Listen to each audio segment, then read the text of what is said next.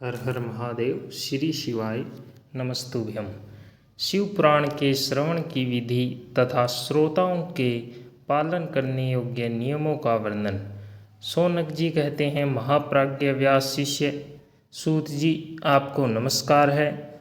आप धन्य हैं, शिव भक्तों में श्रेष्ठ हैं। आपके महान गुण वर्णन करने योग्य हैं। अब आप कल्याण में शिव पुराण के श्रवण की विधि बतलाइए, जिससे सभी श्रोताओं को संपूर्ण उत्तम फल की प्राप्ति हो सके। सूत जी ने कहा, मुने शौनक, अब मैं तुम्हें संपूर्ण फल की प्राप्ति के लिए शिव पुराण के श्रवण की विधि बता रहा हूँ।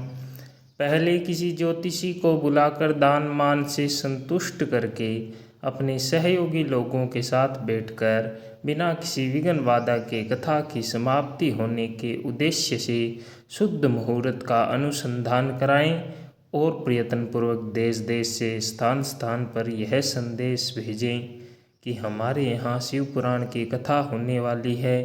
अपनी कल्याण की इच्छा रखने वाले लोगों को उसे सुनने के लिए अवश्य पधारना चाहिए। कुछ लोग भगवान श्री हरि की कथा से बहुत दूर पड़ गए हैं।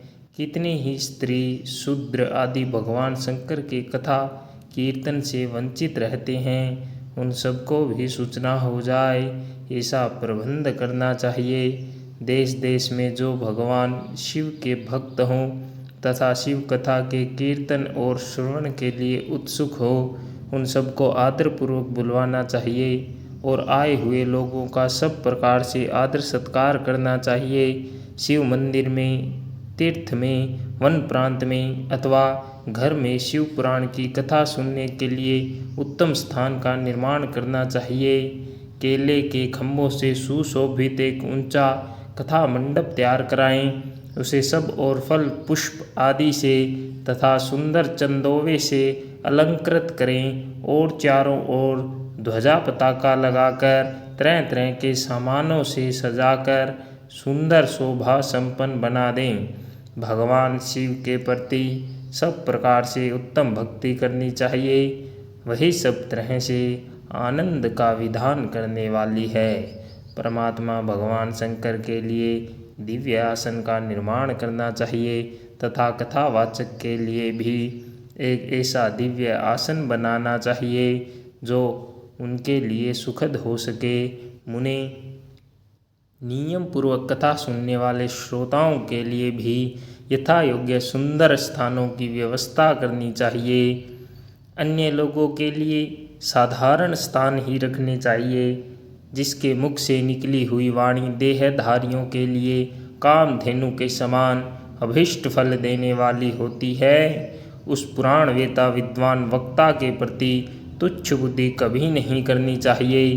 संसार में जन्म तथा गुणों के कारण बहुत से गुरु होते हैं, परंतु उन सब में पुराणों का ज्ञाता विद्वान ही परम गुरु माना गया है। पुराण वेता पवित्र, दक्ष, शांत, ईर्ष्या पर विजय पाने वाला, साधु और दयालु होना चाहिए। ऐसा प्रवचन कुशल विद्वान इस पुण्यमयी कथा को कहे। सूर्योदय से आरंभ करके 3:30 पहर तक उत्तम बुद्धि वाले विद्वान पुरुष को शिव पुराण की कथा सम्यक रीति से बाँचनी चाहिए। मध्याह्न काल में 2 घड़ी तक कथा बंद रखनी चाहिए, जिससे कथा कीर्तन से अवकाश पाकर लोग मल मूत्र का त्याग कर सकें। कथा प्रारंभ के दिन से एक दिन पहले व्रत ग्रहण करने के लिए वक्ता को छोर करा लेना चाहिए।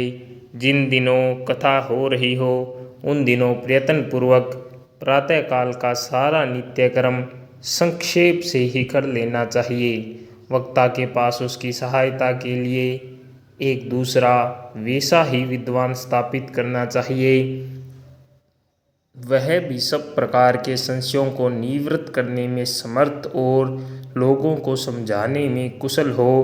कथा में आने वाले विघ्नों की निवृत्ति के लिए गणेश जी का पूजन करें। कथा के स्वामी भगवान शिव की तथा विशेषतः शिव पुराण की पुस्तक की भक्ति भाव से पूजा करें। तत्पश्चात उत्तम बुद्धि वाला श्रोता तन मन से शुद्ध एवं प्रसन्न चित्त हो आदरपूर्वक शिव पुराण की कथा सुने। जो वक्ता और श्रोता अनेक प्रकार के कर्मों में भटक रहे हों, काम आदि 6 विकारों से युक्त हों, स्त्री में आसक्ति रखते हों और पाखंडपूर्ण बातें कहते हों, ये पुण्य के भागी नहीं होते। जो लौकिक चिंता तथा धन, ग्रह, पुत्र आदि की चिंता को छोड़कर कथा में मन लगाए रहते हैं, उन शुद्ध बुद्धि पुरुषों को उत्तम फल की प्राप्ति होती है। जो श्रोता श्रद्धा और भक्ति से युक्त होते हैं, दूसरे कर्मों में मन नहीं लगाते और मौन, पवित्र, उद्वेग शून्य होते हैं, वे ही पुण्य के भागी होते हैं।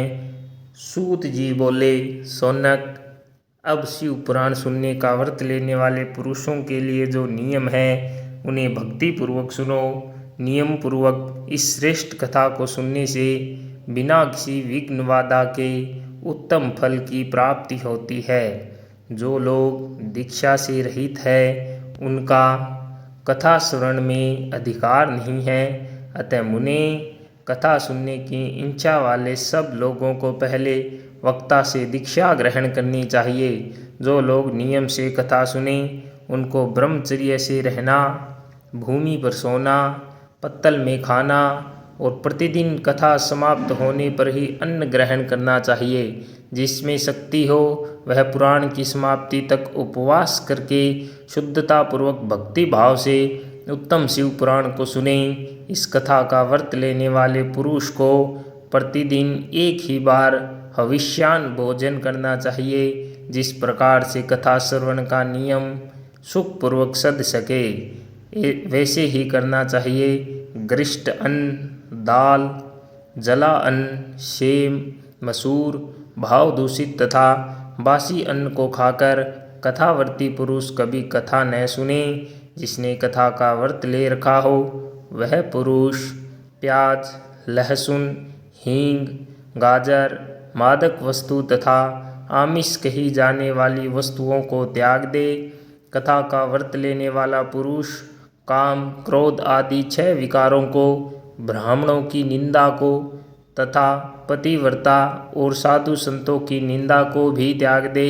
कथावर्ती पुरुष प्रतिदिन सत्य, सोच, दया, मौन, सरलता, विनय तथा हार्दिक उदारता इन सद्गुणों को सदा अपनाए रहें। श्रोता निष्काम हो या सकाम वह नियम पूर्वक कथा सुने। सकाम पुरुष अपनी अभीष्ट कामना को प्राप्त करता है और निष्काम पुरुष मोक्ष पा जा लेता है।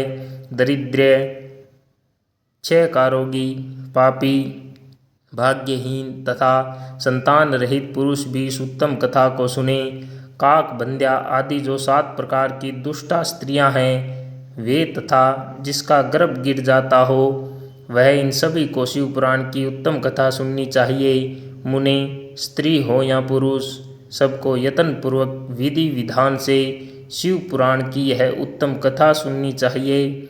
महर्षि, इस तरह शिव पुराण की कथा के पाठ एवं श्रवण संबंधी यज्ञोत्सव की समाप्ति होने पर श्रोताओं को भक्ति एवं प्रयत्न पूर्वक भगवान शिव की पूजा की भांति पुराण पुस्तक की भी पूजा करनी चाहिए। तदंतर विधि पूर्वक वक्ता का भी पूजन करना चाहिए। पुस्तक को आच्छादित करने के लिए नवीन एवं सुंदर बस्ता बनावे और उसे बांधने के लिए दृढ़ एवं दिव्य डोरी लगावें, फिर उसका विधिवत पूजन करें। मुनि श्रेष्ठ, इस प्रकार महान उत्सव के साथ पुस्तक और वक्ता की विधिवत पूजा करके वक्ता की सहायता के लिए स्थापित हुए। पंडित का भी उसी के अनुसार धन आदि के द्वारा उससे कुछ भी कम सत्कार करें। वहाँ आए हुए ब्राह्मणों को अन्न धन आदि का दान करें। साथ ही गीत, वाद्य, नृत्य आदि के द्वारा महान उत्सव रचाएं। मुने, यदि श्रोता विरक्त हो तो उसके लिए कथा समाप्ति के दिन विशेष रूप से उस गीता का पाठ करना चाहिए जिसे श्री रामचंद्र जी के प्रति भगवान शिव ने कहा था। यदि श्रोता गृहस्थ हो तो उस बुद्धिमान को उस श्रवण क्रम की शांति के लिए शुद्ध हविष्य के द्वारा होम करना चाहिए। मुने, रुद्र संहिता के प्रत्येक श्लोक द्वारा होम करना उचित है अथवा गायत्री मंत्र से होम करना चाहिए, क्योंकि वास्तव में यह पुराण गायत्री में ही है। अथवा शिव पंचाक्षर मूल मंत्र से हवन करना उचित है। होम करने की शक्ति न हो तो विद्वान पुरुष यथाशक्ति हवनीय हविष्य का ब्राह्मणों को दान करें। न्यूनातिरिक्तारूप दोष की शांति के लिए भक्तिपूर्वक शिव सहस्त्र नाम का पाठ अथवा श्रवण करें। इससे सब कुछ सफल होता है, इसमें संशय नहीं है, क्योंकि तीनों लोकों में उससे बढ़कर कोई वस्तु नहीं है। कथा श्रवण संबंधी व्रत की पूर्णता की सिद्धि के लिए 11 ब्राह्मणों को मधु मिश्रित खीर भोजन कराएं और उन्हें दक्षिणा दें। मुने, यदि शक्ति हो तो 3 तोले सोने का एक सुंदर सिंहासन बनवाएं और उस पर उत्तम अक्षरों में लिखी अथवा लिखाई हुई शिव पुराण की पोथी विधि पूर्वक स्थापित करें। तत्पश्चात पुरुष उसकी आवाहन आदि विविध उपचारों से पूजा करके दक्षिणा चढ़ाएं।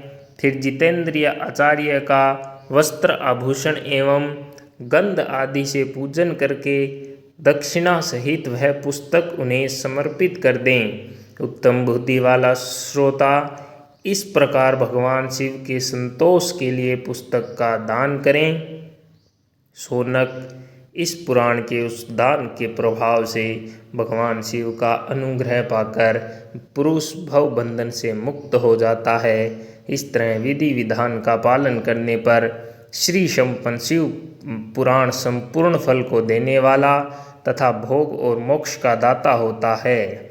मुने, शिव पुराण का वह सारा महात्म्य जो संपूर्ण अभीष्ट को देने वाला है, मैंने तुम्हें कह सुनाया।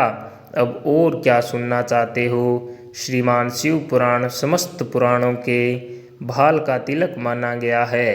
यह भगवान शिव को अत्यंत प्रिय, रमणीय तथा भवरोग का निवारण करने वाला है। जो सदा भगवान शिव का ध्यान करते हैं, जिनकी वाणी शिव के गुणों की स्तुति करती है और जिनके दोनों कान उनकी कथा सुनते हैं, उस जीव जगत में उन्हीं का जन्म लेना सफल है। वे निश्चय ही संसार सागर से पार हो जाते हैं।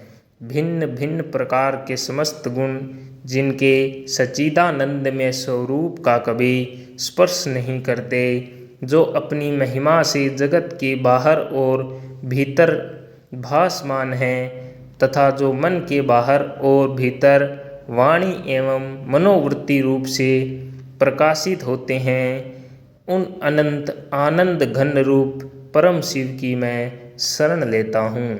श्री शिवाय नमस्तुभ्यं। श्री शिवाय नमस्तुभ्यं। श्री शिवाय नमस्तुभ्यं।